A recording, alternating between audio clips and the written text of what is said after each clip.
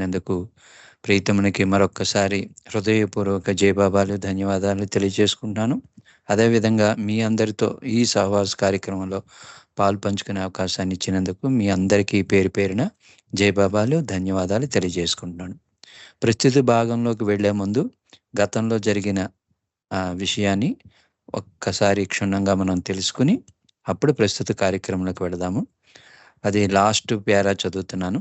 జగన్, ఆదిసి, రుస్తుం కాకా, మాణిక్, వామన్, భగీరథ్ మరియు రంగోలే వీరందరూ కలిసి సెప్టెంబర్ 20వ తేదీన బుధవారం నాడు కుష్ఠరోగులతో బాబా జరిపే కార్యక్రమానికి 7 కుష్ఠరోగులను మెహరాజాద్ తీసుకువచ్చారు. పూణేలో film institute of India director జగత్ మురారి కూడా ఈ సందర్భాన్ని 35mm black and white film తీయడానికి బాబా సోదరుడు జాలు ద్వారా అనుమతి కోరగా బాబా అనుమతించారు. అతను జాలు ద్వారా బాబాను 1965లో మొదటిసారి గురుప్రసాద్లో కలిశాడు. మురారి తన చిత్ర బృందం మరియు సినిమాటోగ్రఫీ ప్రొఫెసర్ మిస్టర్ గోపాలంతో కలిసి మెహరాజాద్ చేరుకున్నాడు. గోపాలను వచ్చినందుకు తనకు చాలా సంతోషంగా ఉందంటూ బాబా అతనితో, నీ భార్య నీకంటే ఎక్కువగా నన్ను ప్రేమిస్తుంది అంటూ హాస్యమాడారు. మంచి హాస్యంతో, నేను నిన్ను ఎంతో ప్రేమిస్తున్నాను బాబా, నేను నిన్ను ప్రేమించినంతగా నా భార్య నిన్ను ప్రేమించే అవకాశమే లేదు అని జవాబు ఇచ్చాడు. ఇది గతం. ఇప్పుడు వర్తమానంలోకి వెళదామండి. ప్రస్తుత కార్యక్రమం. మెహరాజాద్ తిరిగి వచ్చిన తర్వాత మొదటిసారిగా బాబా ఏకాంతవాసం నుండి బయటకు వచ్చి 7 కుష్ఠరోగులకు పాదాలు కడగడానికి హాలు వెలుపలకు వచ్చారు. ఆ కార్యక్రమం ప్రారంభించడానికి ముందు బాబా ఇలా చెప్పారు: కుష్ఠరోగులు వికృతంగా కనిపించే పంజరాల్లో ఉండే అందమైన ఆత్మలు. Lepers are beautiful souls in ugly cages. నేను వారికి ప్రణమిల్లడం ద్వారా వారిలో ఉన్న నాకే ప్రణమిల్లుతున్నాను. ప్రతి దానిలో మరియు ప్రతి ఒక్కరిలో ఉన్నది నేనే. ఇక్కడ మీలో ఎవరూ కూడా కుష్ఠరోగులను నేరుగా తాకకూడదు. నా విషయానికొస్తే అది వేరే సంగతి అన్నారు మన ప్రీతముడు. బాబా కార్యక్రమాన్ని ప్రారంభించగానే మురారి, వాన్ గాస్టరన్ తమ సినిమా షూటింగ్ పనిలో మునిగిపోయారు. ఏదో కారణంగా 2 చిత్ర బృందాల మధ్య వాగ్వాదం జరిగింది. బాబా వారి ఇబ్బంది ఏమిటో చూడమని ఏరెచ్చుకు సూచించారు. వాన్ గాస్టరన్ కోపంగా, ఫిల్మ్ షూటింగ్కు నాకు కేటాయించిన రోజు ఈ రోజు. నేను తీయవలసిన దృశ్యాలను మురారి షూటింగ్ చేస్తున్నాడు అని అన్నాడు. ఇంతలో బాబా కలుగు చేసుకుని, ఇది నీ రోజు కాదు, అతని రోజు కాదు, ఇది నా రోజు అంటూ మురారికి కన్నుగీటి వాన్ గాస్టరిన్ను షూటింగ్ చేసుకోనివ్వమని సౌంజ్ఞ చేశారు. 7 కుష్ఠరోగుల పాదాలు కడిగి వారికి ప్రణమిల్లిన తర్వాత బాబా వారిలో ప్రతి ఒక్కరికి తన ప్రేమకు చిహ్నంగా ఒక దుప్పటి ఇచ్చారు. వారికి మిఠాయిలు, టీ కూడా ఇచ్చారు. ఆ మధ్యాహ్నం వారికి భోజనం కూడా వడ్డించబడింది. ఆ 7 కుష్ఠరోగులతో పని ముగిసిన తర్వాత వాన్ గాస్టరిన్ మరికొన్ని సినిమా షాట్స్ తీయడం కోసం బాబాను మెహరాజాద్ గార్డెన్లో కూర్చోమని అభ్యర్థించాడు. బాబా అంగీకరించగా బోగన్విల్లా పొద వద్ద ఒక షాట్ మెహరాజాద్ భవనాలకు వెనుకన ఎండిపోయిన నాలా దగ్గర, అంటే వర్షపు నీటి కోసం నిర్మించిన కాలువ ఉందండి, ఆ పక్కన మరొక షాట్ తీశారు. సెక్లూజన్ హిల్ బ్యాక్ గ్రౌండ్గా 2 బాబుల్ చెట్ల నీడలో బాబా కోసం ఒక కుర్చీని ఏర్పాటు చేశారు. అతడు వాన్ గాస్టరిన్ ఫిల్మ్ చిత్రీకరణ సమయంలో బాబా సౌఖ్యాన్ని, అభిష్టాన్ని పరిగణనలోనికి తీసుకున్నాడు. ఒకానొక సమయంలో బాబాకు అనుకూలంగా ఉండేటట్లు స్థానాన్ని మార్చవలసి వచ్చినప్పుడు వాన్ గాస్టరిన్ దానిని సర్దుబాటు చేస్తానని సౌంజ్ఞ చేస్తూ, అదేమీ పెద్ద సమస్య కాదు బాబా, ఏమీ ఇబ్బంది లేదు కూడా, మీరేమీ ఆందోళన పడవద్దు అంటూ భరోసా ఇచ్చేవాడు. బాబా మెరిసే కళ్ళతో నేను ఆందోళన పడలేను అనేదే నాకున్న ఒకే ఒక ఆందోళన అని అన్నారు. వాన్ గాస్టరిన్ బాబాకు బోగన్‌విల్లా పూల కొమ్మ ఒకటి అందించి కొన్ని ప్రశ్నలు అడిగాడు. గ్రామీణ బహిరంగ ప్రదేశంలో కూర్చుని ఉన్న బాబా అతి తేజోవంతంగా కనిపించారు. ఎన్నో ఏళ్లుగా మండలి చూస్తున్న దానికంటే మరింత తేజోవంతంగా కనిపించారు. బాబా చిరునవ్వు అందాలను చిందిస్తోంది. వాన్ బాబాల మధ్య సంభాషణ ఇలా జరిగింది. బాబా, మీరు ఎవరో చెప్పండి అని అడిగాడు వాన్ గాస్టెరెన్. బాబా సమాధానం ఇలా గంభీరంగా ఉంది. నేను పురాణ పురుషుడను. విశ్వాన్ని ఉద్ధరించడం కోసం మానవ రూపం తీసుకున్నాను. నేను మానవ రూపంలో ఉన్న భగవంతుడను. నా దైవీ అనుభవం నిరాఘాతమైనది. అది ఆగకుండా నిరంతరము కొనసాగుతుంది. కానీ తమను తాము భగవంతుని అవతారమని చెప్పుకునే వారికి భగవద్ అనుభవం లేకపోయినా సరే ఉన్నదని చెబుతారు. వారు కపటలు. వారికంటే భగవద్ అనుభవం లేకపోయినా తాము భగవంతుడు అని చెప్పుకోని వారు ఉత్తములు. భారతదేశంలో గంజాయి, చెరస్సు మరియు బంగ్ వంటి అంటే జనపనార రసం ఒక విధమైన మారిజూనా, హషీషు మరియు నల్లమందు వీటన్నిటికి కలిపేటువంటి పదార్థాలండి. ఈ మారక ద్రవ్యాలను ఉపయోగించేవారు చాలా కాలం నుండి ఉన్నారు. ఈ మత్తు పదార్థాలు తీసుకున్నప్పుడు తాము ఎంతో ఎదిగిపోయినట్లు అనుభూతి చెందుతారు. వారు వివిధ వర్ణాలు, దృశ్యాలు చూస్తారు. లేనిది ఉన్నట్టుగా తోచే భ్రాంతుల ద్వారా తమ జీవిత గమ్యాన్ని చేరుకున్నామని అనుకుంటారు. చివరికి వారు మానసిక స్థిరత్వం కోల్పోయి పిచ్చివారవుతారు. ఈ బూటకపు అనుభవం ఫాల్స్ ఎక్స్‌పీరియన్స్ నిరంతరం కొనసాగదు. వారి అనుభవంలో అంతరాయం ఉంటుంది. నిజమైన అనుభవం రియల్ ఎక్స్‌పీరియన్స్ మాత్రమే నిరంతరము నిలిచి ఉంటుంది. ఒకడు తనను తాను ఎలా కనుగొనగలడు? తద్వారా భగవంతుని ఎలా దర్శించగలడు? అని వాన్ గాస్టెరిన్ ప్రశ్నించాడు. సమాధానంగా జీవిత లక్ష్యం భగవంతుణ్ణి ప్రేమించడం, జీవిత గమ్యం భగవంతునితో ఏకం కావడం. భగవద్ అనుభవం పొందాలి అంటే ఒకడు ప్రేమను కలిగి ఉండాలి. ప్రేమ 2 రకాలు. ఒక రకం ప్రేమ ప్రాపంచిక ప్రేమ, వరల్డ్‌లీ లవ్. అనగా ఒక వ్యక్తి తన భార్యను, పిల్లలను, ప్రపంచాన్ని ప్రేమించడం. మరో రకమైన ప్రేమ దైవీ ప్రేమ, డివైన్ లవ్. మొత్తం ప్రపంచాన్ని త్యజించడం ద్వారా మాత్రమే దైవీ ప్రేమను పొందవచ్చును. అంటే దాని అర్థం నీ కుటుంబాన్ని, పిల్లలను, ప్రాపంచిక బాధ్యతలను త్యజించడం కాదు. బాహ్య పరిత్యాగం కాదు కావలసినది. మానసిక పరిత్యాగం ప్రధానమైనది.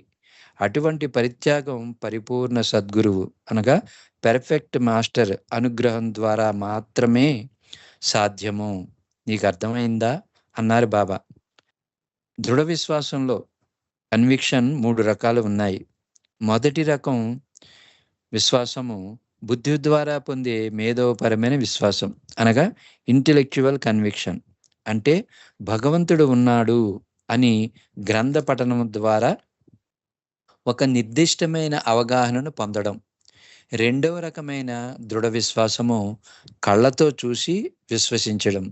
Conviction through sight. సాధకుడు ఆధ్యాత్మిక మార్గంలో ఒక స్థాయికి చేరుకున్నప్పుడు ప్రతి దానిలో, ప్రతి చోట భగవంతుణ్ణి చూస్తాడు. బుద్ధిపరంగా పొందిన దృఢ విశ్వాసం కంటే చూచుట ద్వారా పొందే విశ్వాసం గొప్పది. మరి మూడో రకం దృఢ విశ్వాసము భగవంతునితో ఒకడవడం ద్వారా పొందే దృఢ విశ్వాసం. Conviction through becoming one with God. అదే నిజమైన దృఢ విశ్వాసము. భగవద్ అనుభవం పొందడము అంటే అదే. భగవద్ అనుభవం పొందిన వ్యక్తికి ఉన్నది తానొక్కడే అని తెలుసు. అనంత జ్ఞానము, అనంత శక్తి మరియు అనంత ఆనందం యొక్క నిజమైన అనుభవాన్ని అతడు నిరంతరము అనుభవిస్తాడు. నిజమైన భగవదనుభవానికి, డ్రగ్స్ సేవించడం వలన కలిగే అబద్ధపు అనుభవానికి మధ్య గల వ్యత్యాసం ఏమిటి అంటే, భగవదనుభవం ఎటువంటి అంతరాయం లేకుండా నిరంతరము కొనసాగుతుంది. డ్రగ్స్ ద్వారా వచ్చే అనుభవము నిరంతరము కొనసాగేది కాదు. డ్రగ్స్ వల్ల కలిగే అనుభవాలు అసత్యమైనవి. శారీరకంగా, మానసికంగా, ఆధ్యాత్మికంగా హానికరమైనవి. నేను మౌన విరమణ చేసినప్పుడు భగవంతుడు అంటే ఏమిటో ప్రపంచం తెలుసుకుంటుందని నేను చెబుతున్నాను. నీవు ఉన్నావు కాబట్టి భగవంతుడు ఉన్నాడు. భగవంతుడు ఉన్నాడు కాబట్టి నీవు ఉన్నావు. అట్టి అనుభవాన్ని కోట్లలో ఏ ఒక్కరో పొందగలరు. జగత్మురారి జోక్యం చేసుకుంటూ, మానవాళికి మీ సందేశం ఏమిటి అని అడిగాడు. మానవాళికి నా సందేశం ఏమిటి అంటే, భగవదనుభవం భగవది భగవదనుభవం పొందడమే జీవిత గమ్యం. తదితరమైనదంతా ఒక స్వప్నం. ఒక వ్యక్తి భగవంతునిలో ఎలా ఐక్యమవుతాడు అని మురారి అడిగాడు.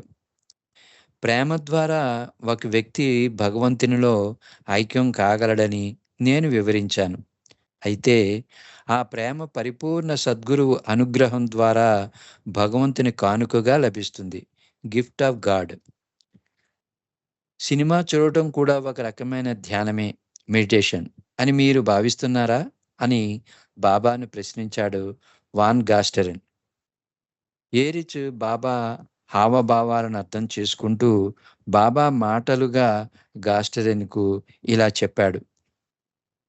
దాని గురించి బాబా మీకు ఇలా వివరిస్తున్నారు.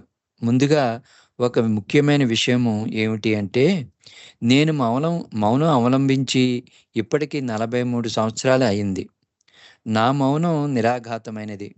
ఎటువంటి విరామం లేకుండా కొనసాగేది. ప్రతి సంవత్సరం వచ్చే ఏడాది నా మౌనాన్ని విరమిస్తాను అని నా ప్రేమికులకు చెబుతూ ఉంటాను. అయినప్పటికీ నేను ఇంకా మౌనంగానే ఉన్నాను. తనను ఆశ్రయించిన రోగికి సమయం కావడానికి రోగికి సారీ తనను ఆశ్రయించిన రోగికి నయం కావడానికి నెల రోజులు పడుతుందని తెలిసినా, వారం రోజులలో నీకు తగ్గిపోతుంది అని డాక్టరు చెప్పడం లాంటిది ఇది. నెల లోపులో రోగి కోలుకోడని తెలిసినప్పటికీ డాక్టరు రోగిని సముదాయిస్తూ, బాధపడకు, వారం రోజుల్లో నీకు నయమైపోతుంది అంటాడు. డాక్టర్ ప్రతివారము ఇదే విషయం చెబుతూ ఉంటాడు. ఈలోపు రోగికి నయం అయిపోతుంది. అలాగే నేను నా భక్తులకు, ప్రపంచానికి వచ్చే ఏడాది లేదా ఆ పై ఏడాది ఒక నిర్దిష్ట సమయంలో మాట్లాడుతానని చెబుతూనే ఉన్నాను. అయినా నేను మౌనాన్ని కొనసాగిస్తూనే ఉంటాను. కానీ ఇప్పుడు ఇదివరలో వల్లే కాకుండా అతి తొందరలోనే మౌనాన్ని విరమించబోతున్నాను. ఎందుకంటే రుగ్మత నయం అంటే క్యూర్ కాబోయే తరుణం ఆసన్నమవుతుంది. రోగులు కూడా రోగం నయం కావాలనే తొందరలో అసహనానికి లోనే ఉన్నారు. చివరికి సినిమాలను చూసేవారి గురించి బాబా ఇలా వ్యాఖ్యానించారు. జనం తెలుసుకోవలసిన ఆధ్యాత్మిక విషయాలను ప్రపంచానికి విడమరిచి చెప్పడానికి చలనచిత్ర రంగానికి అద్భుతమైన అవకాశం ఉంది. సినిమాలను చూసేవారు తమను తాము మర్చిపోయి, తమ హృదయాలను, మనస్సులను పెట్టి ఆ సినిమాలో లీనమైపోతారు. వారు వారి చింతలను, ప్రపంచాన్ని మరిచిపోతారు అని సినిమా గురించి మన ప్రీతముడు చెప్పారు. ఒకనికి అతి ప్రధానమైన విషయము ఏమిటి అంటే, తనను తాను మరిచిపోవాలి మరియు భగవంతుని కనుగొనాలి. బాబా ఇచ్చిన ఒక సందేశం ప్రత్యేకంగా వాన్ గాస్టెరన్ కొరకు చదివి వినిపించబడింది. అది ఏమిటి అంటే, నేను నిత్యం మాట్లాడుతూనే ఉన్నాను. మానవుని అంతరంగం లోతుల్లోంచి వినబడే స్వరం నా స్వరమే. అది స్ఫూర్తిని, ఇన్స్పిరేషన్ అందించే స్వరం. అది అంతరాత్మ ప్రబోధం, ఇన్స్టిట్యూషన్ ఎక్కువ ఇన్స్టిట్యూషన్ యొక్క స్వరము. ఇది మార్గదర్శకాన్ని అంటే గైడెన్స్‌ని అందించే స్వరం. ఆ స్వరాన్ని అందుకుని వారి ద్వారా నేను మాట్లాడుతూనే ఉన్నాను. నా బాహ్య మౌనము ఒక ఆధ్యాత్మిక సాధన కాదు. కేవలం జగత్ కళ్యాణ కోసమే నేను ఈ మౌనాన్ని కొనసాగిస్తున్నాను. భగవంతుని అనంతమైన మౌనాన్ని అనుభవించే వారికి తప్ప ఇతరులెవరికీ తెలియని రీతిలో, వినబడని విధంగా భగవంతుడు నిరంతరము మౌనంలోనే తన కార్యాన్ని నిర్వహిస్తూ ఉన్నాడు. లూయిస్, నాపై చలనచిత్రాన్ని నిర్మించడం అనే గొప్ప అదృష్టం నీకు దక్కింది. ఈ సదవకాశం యొక్క ఫలితం అద్భుతంగా ఉంటుంది. నా విశ్వకార్యంలో నీవు నాకు సహాయం చేశావు.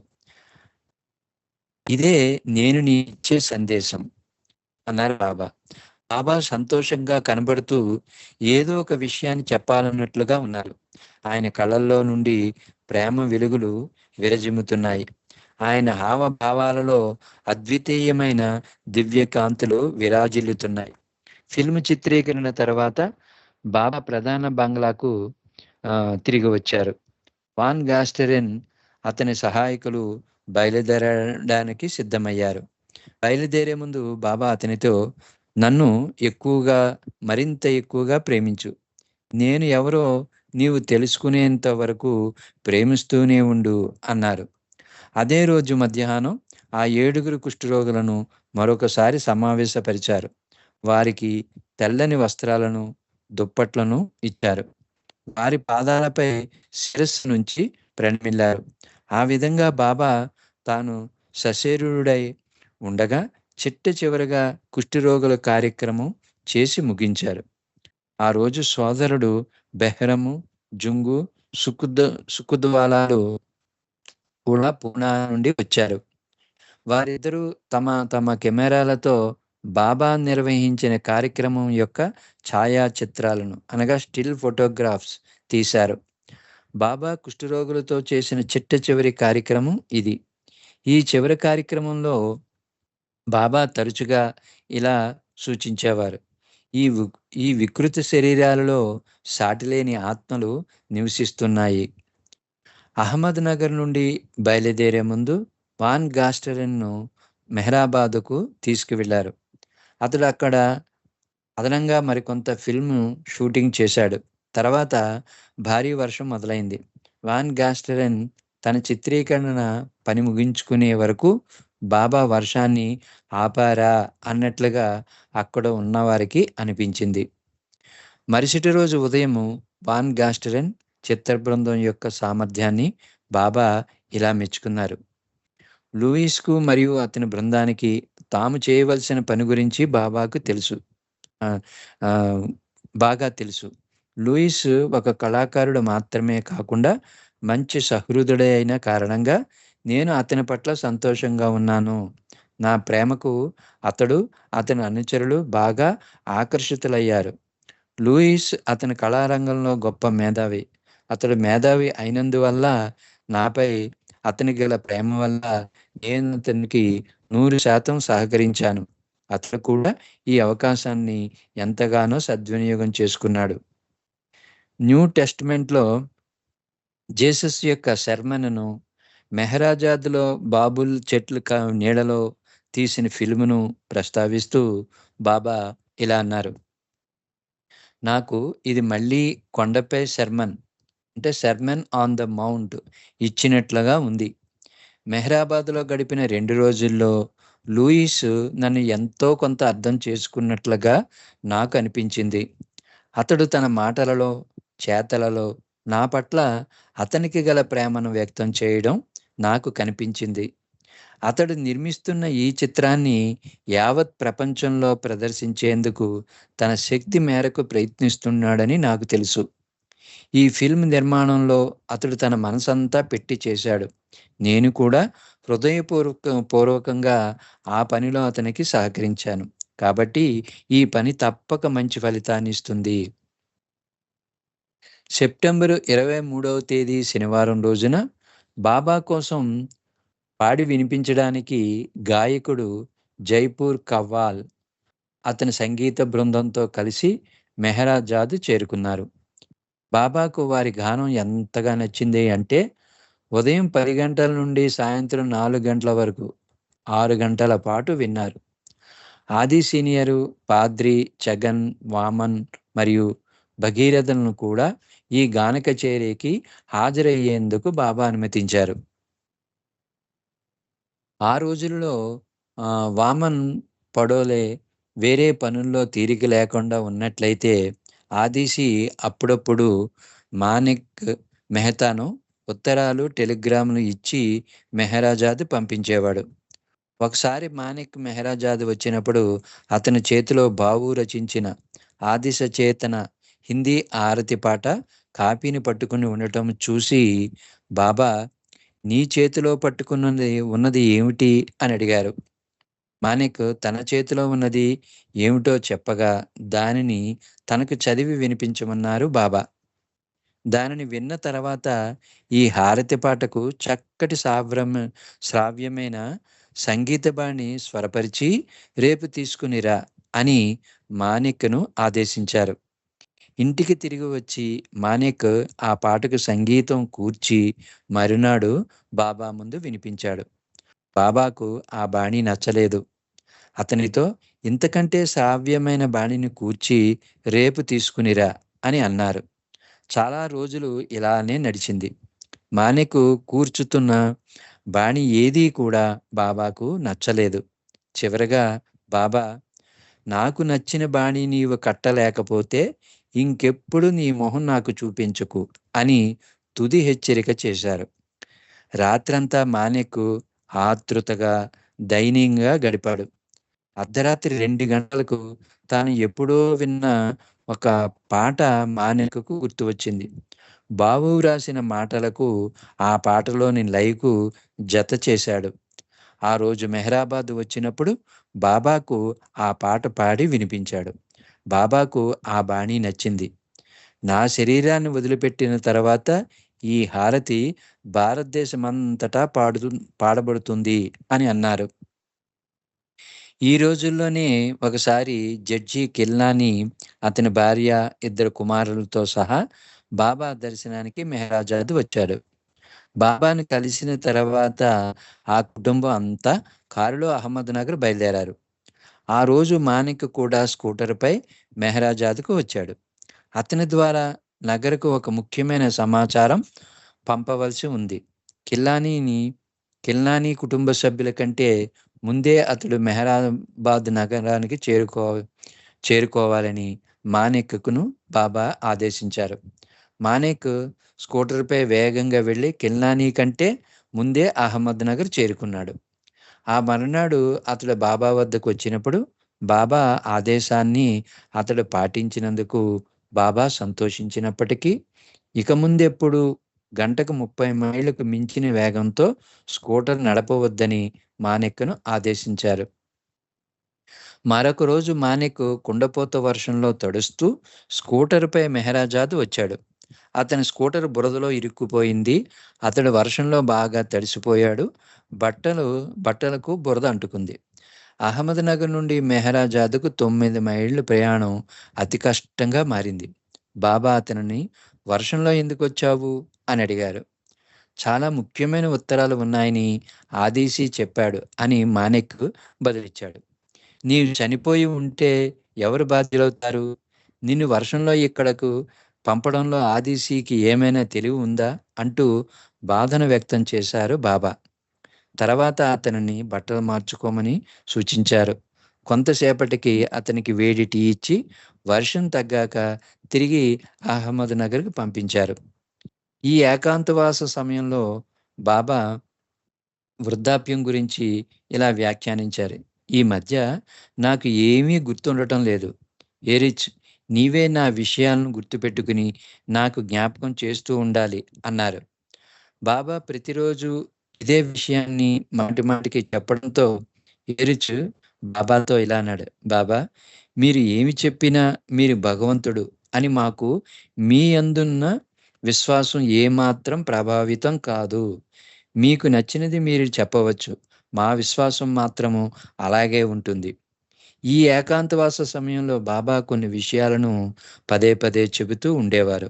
ఉదాహరణకు బాబుకు the nothing and the everything points dictate చేస్తున్నప్పుడు తాను 1925, 26 సంవత్సరాలలో వ్రాసిన రహస్య గ్రంథం నుండి 90% గాడ్ స్పీక్స్ గ్రంథంలో ఇచ్చాను. మిగిలిన 10% the nothing and the everything గ్రంథానికి ఇస్తున్నానని బాబా పదే పదే చెబుతూ ఉండేవారు. ఇదే విషయాన్ని ఏరిచ్ మండలి హాల్ పురుష మండలి ఎదుట అనేక సార్లు చెప్పవలసి వచ్చింది. బాబు రాత్రి కాపలా డ్యూటీలో ఉండగా కూడా ఈ విషయాన్ని చాలా సార్లు చెప్పమనేవారు. ఒక్కొక్కసారి ఒకే విషయాన్ని అనేక సార్లు ఏకధాటిగా 10 నిమిషాల పాటు చెప్పించేవారు. ఒకసారి బాబును నెల రోజుల పాటు సరిగ్గా సాయంత్రం 5:45 రమ్మని ఆదేశించారు. అవతార్ మెహర్ బాబా కీ జై. ఇది ఇక్కడి వరకు ఆపుదామండి. జై బాబా అమ్మ.